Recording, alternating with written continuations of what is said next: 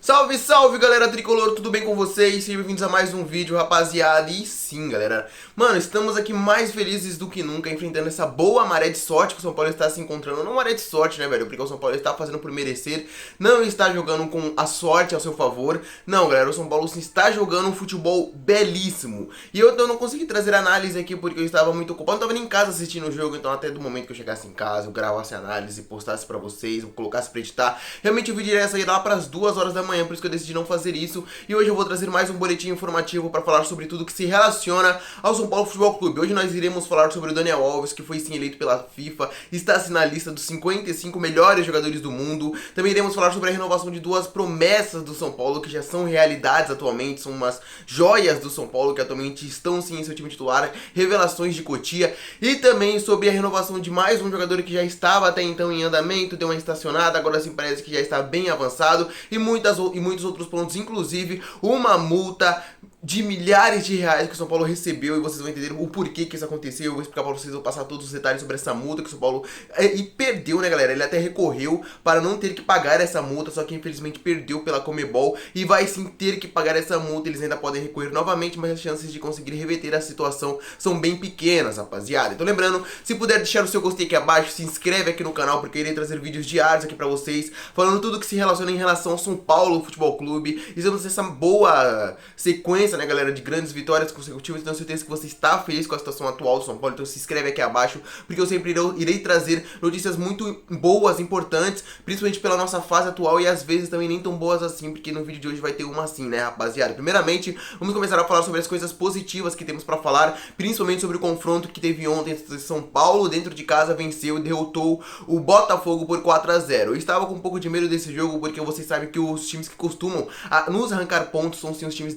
da parte de baixo da tabela, como o próprio Vasco, né, galera, que tem sim uma camisa um pouco mais pesada, contando sua história, que não estão em seus melhores momentos. O São Paulo não costuma jogar tão bem contra essas equipes, e ontem foi totalmente pelo contrário. Eu acho que ontem foi uma das melhores partidas que o São Paulo fez na temporada, né, galera. O São Paulo controlou durante os 90 minutos, contando os acréscimos. Não teve um minuto que o São Paulo não esteve a domínio do jogo. Só relaxou um pouco durante o segundo tempo, durante a segunda etapa, mas aí é até compreensível. O resultado já estava garantido, o São Paulo já estava vencendo por 3-0, e ainda assim, se não fosse o Cavalieri, poderia ter feito mais, 5, 6, se não for sonhar muito, né, galera. Então o São Paulo ontem fez uma partida perfeita, da defesa ao ataque. O São Paulo fez uma partida excepcional, todo mundo jogou bem, e sim, o São Paulo é mais líder do que nunca, 7 pontos do vice-colocado, do vice-líder Atlético Mineiro. Lembrando que o Atlético Mineiro ainda tem um jogo a mais do que o Flamengo e está um ponto à frente, então se o Flamengo vencer, vai diminuir um pouco mais essa distância e vai sim se igualar aos jogos do São Paulo. Então vamos secar com todas as nossas forças a equipe do Flamengo, que eu acho que sim, que é a grande equipe que pode dar um pouco mais de dor de cabeça para o São Paulo, porque o Atlético Mineiro está desde o começo do ano com apenas o Campeonato Brasileiro, foi eliminado prematuramente do Campeonato da Copa do Brasil e também da Copa Sul-Americana.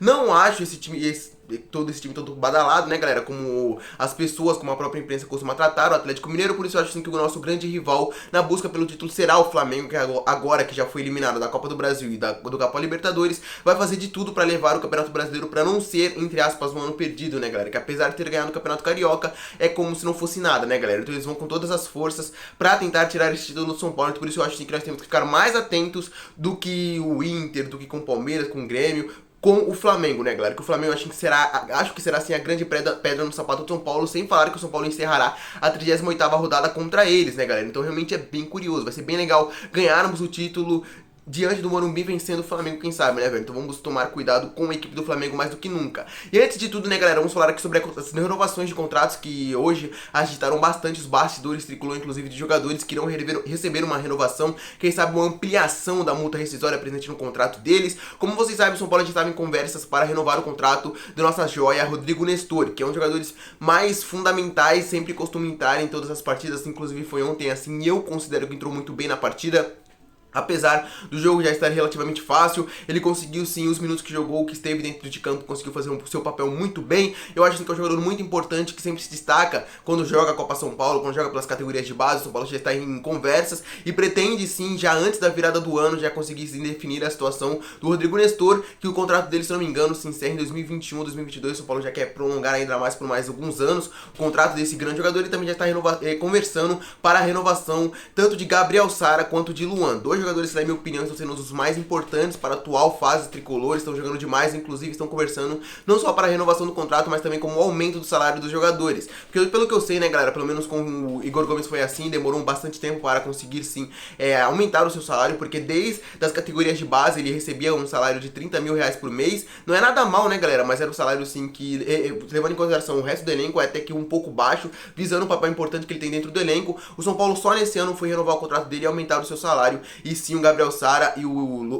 Luan também, o nosso volantão, o nosso xerife, cão de guarda, também irão seguir o mesmo caminho. Irão ter seus contratos renovados por mais algumas temporadas, sem falar do seu aumento de salário também, que é bem legal e bem importante pra motivar a galera, né? Pra motivar a molecada nesse período final de campeonato de temporada, né, galera? Que o São Paulo agora que está tão bem assim, não pode deixar cair o rendimento. Eu acho que o São Paulo tem tudo pra fazer um rendimento muito melhor do que fez no primeiro turno, porque o primeiro turno o São Paulo estava jogando diversos campeonatos, diversas eliminações atrás de eliminações, sem falar que vamos dizer que os nossos jogadores que agora são destaques não estavam até então como titulares da equipe. Então acho sim que o São Paulo tem tudo pra fazer um segundo turno melhor do que o primeiro turno. E se fizer um segundo turno melhor, é claro que o título já está garantido, né, galera? Então vamos aguardar pra ver como é que vai se sair nas próximas semanas. Agora vamos falar sobre algo que me pegou de surpresa, né, galera? Uma informação que eu vi hoje, que me surpreendeu bastante. Eu não achei que isso poderia acontecer, né, rapaziada? Porque a FIFA, assim, divulgou os 55 melhores jogadores da temporada, assim, já considerando os melhores jogadores do mundo. De todo o mundo, rapaziada, assim, de todo o mundo.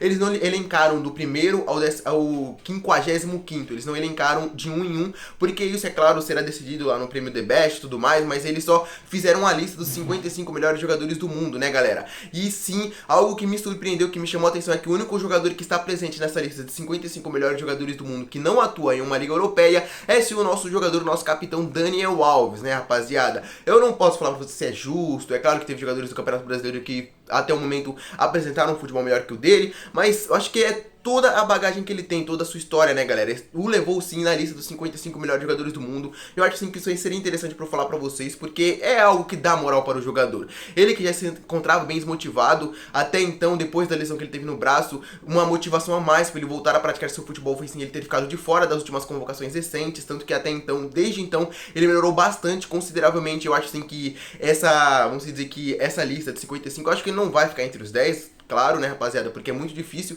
principalmente ele que joga aqui na América do Sul. Então eu acho que não vai ficar entre os 10, mas é assim, importante pra dar moral pro jogador que já está praticando um belo futebol, melhorar ainda mais. Eu acho que tudo que tá acontecendo nos bastidores do São Paulo, sim, estão sendo favoráveis para, assim, uma melhora ainda mais do elenco, do motivacional, sim, da atuação. Então eu acho que tudo, sim, tudo, mesmo que seja a menor das coisas, é importante, sim, para dar moral para os jogadores nesse momento tão importante na reta final de temporada. Agora vamos falar sobre essa multa, né, como assim o São Paulo foi multado, né, rapaziada? Nessas últimas semanas eu vou explicar pra vocês tudo exatamente como aconteceu. O São Paulo será assim pagar uma multa não milionária, mas sim nas casas dos 1.000, não dos milhões, né, galera? Felizmente para nós, porque se formos levar em consideração esse valor para um clube de futebol, parece não ser tanta coisa assim, mas para nós, pelo menos, parece ser muito dinheiro, né, galera? Que o São Paulo sim foi condenado a pagar 175 mil reais por uma multa. Pelo que, né, rapaziada? Parece ser besteira, mas o São Paulo foi condenado a pagar por isso, inclusive já recorreu e perdeu, então terá sim, será obrigado a pagar, perdeu para a Conmebol e terá sim que pagar esse valor a Conmebol. E será devido ao quê? Sim, rapazes, como vocês sabem, vocês lembram muito bem da última participação do São Paulo na Copa Libertadores da América, em que jogou contra o Binacional dentro de casa e conseguiu vencer aquela partida por 5-1.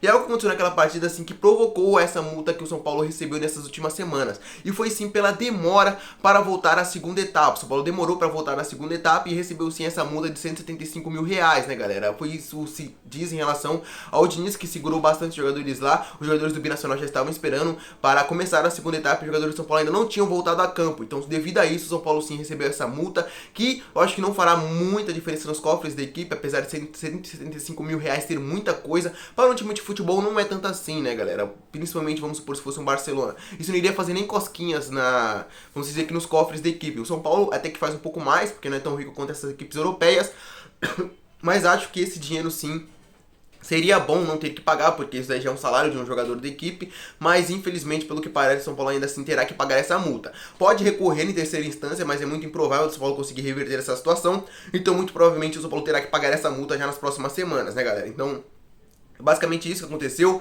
não é algo muito grave, né? Só foi pela demora no retorno para a segunda etapa dessa partida diante do Binacional. E o São Paulo sim foi condenado a pagar essa multa que, convenhamos, né, galera, não é nada generosa, né, rapaziada? Não é um valor tão baixo assim pra se falar, não tem problema, vamos pagar. Não, galera, o São Paulo tem que sim que recorrer e se conseguir reverter essa situação, maravilha, né, cara? Maravilha. E aí, rapaziada, o que vocês acharam das informações de hoje? Lembrando, se puder, deixar o seu like, se inscreve aqui no canal antes de sair do vídeo. Espero que vocês tenham curtido e estejam curtindo esse conteúdo que eu estou trazendo aqui pra vocês. O canal ainda tá no começo, acho que tem um mês de canal ainda, que eu estou trazendo vídeos quase diários aqui, muitos vídeos pra falar sobre o São Paulo. E eu espero que vocês estejam curtindo tudo isso, beleza? Eu vou ficando por aqui, rapaziada, até a próxima e falou!